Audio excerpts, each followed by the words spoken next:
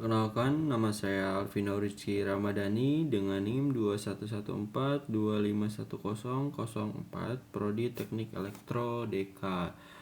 Dalam video kali ini saya akan mempresentasikan laporan untuk tugas 3, yaitu perancangan dan simulasi program untuk menyelesaikan masalah programan linear atau linear programming. Mungkin lanjut saja ke pembahasan logika atau flowchart. Di sini saya menggunakan software Plogarithm, di mana software ini bisa mensimulasikan juga programnya. Langsung saja saya jelaskan. Pada tahap awal, program melakukan deklarasi dengan variabel bertipe real untuk C1, A1, dan seterusnya, di mana ini merupakan titik koordinat dan nilai determinan, hingga nilai maksimum Z pun dideklarasikan dengan bilangan real. Kemudian ada program itu menerima input koefisien, di mana input koefisien berdasarkan rumus itu Z sama dengan C1X plus C2Y. Nah, dimasukkan input C1, kemudian input C2, dan di inputnya itu ada input A1, A2, A12, dan juga ada koefisien atau konstanta. Pada input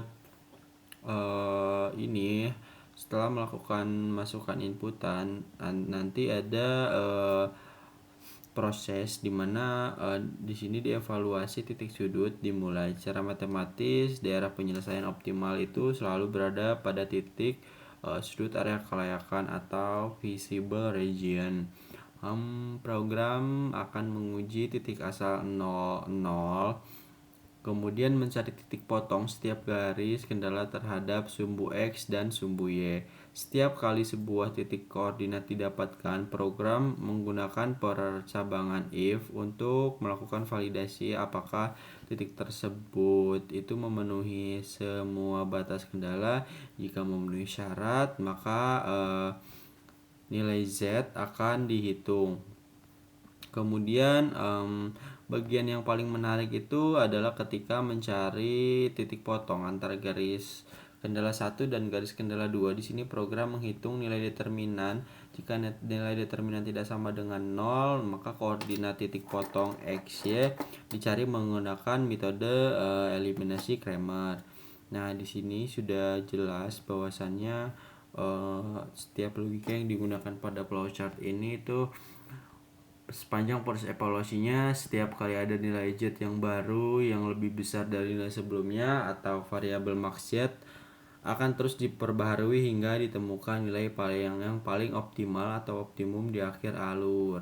Mungkin ini saja penjelasan pada flowchartnya. Langsung saja kita coba simulasikan apakah logikanya berjalan dengan sesuai atau tidak. Di sini kita ada outputan yang menyuruh kita untuk memasukkan input nilai koefisien C1. Nah, kita masukkan nilai koefisien C1-nya itu 3000. Kemudian koefisien C2-nya itu 5000. Dan kita masukkan nilai A1-nya itu 2. Nah, terus 21-nya 2, terus kemudian konstantanya B8. 21-nya atau kendala 2-nya itu 1, kemudian 2, dan 10 untuk konstantanya. Nah, maka dari itu dihasilkan titik potong yang X validnya itu 40-nya Z sama dengan 12.000. Juga titik potong kendala 2-nya itu dengan sumbu Y validnya itu 0,5 dengan Z sama dengan 25.000. Maka dari itu titik potong antara garis kendala yang validnya itu ada pada titik X-nya itu 2 dan Y-nya itu 4 dengan nilai maksimum Z atau Z sama dengan 26.000. Itu saja pada pembahasan pada flowchartnya. Mungkin langsung saja kita ke VS Code, di mana di sini saya membuat program untuk yang sama seperti pada flowchart tadi. Logikanya pada struktur kodenya itu mendefinisikan variabel dengan tipe double untuk menjaga akurasi komputasi numerik. Proses perancangan daerahnya ini kelayakan diimplementasikan melalui logika fungsi n dan juga logika simbol dan dalam fungsi evaluasi. Persamaannya itu ada beberapa persamaan, ada Kramer di sini, di mana Kramer ini itu perhitungannya itu determinan sama dengan A11 dikali A22 dikurangi A12 dikali A21. Itu saja, mungkin programnya hampir sama seperti dengan flowchart tadi. Di sini kita memasukkan input fungsi, input kendala 1, input kendala 2, dan juga nantinya itu ada perhitungan, dan nanti di outputnya itu kita mendapatkan hasilnya.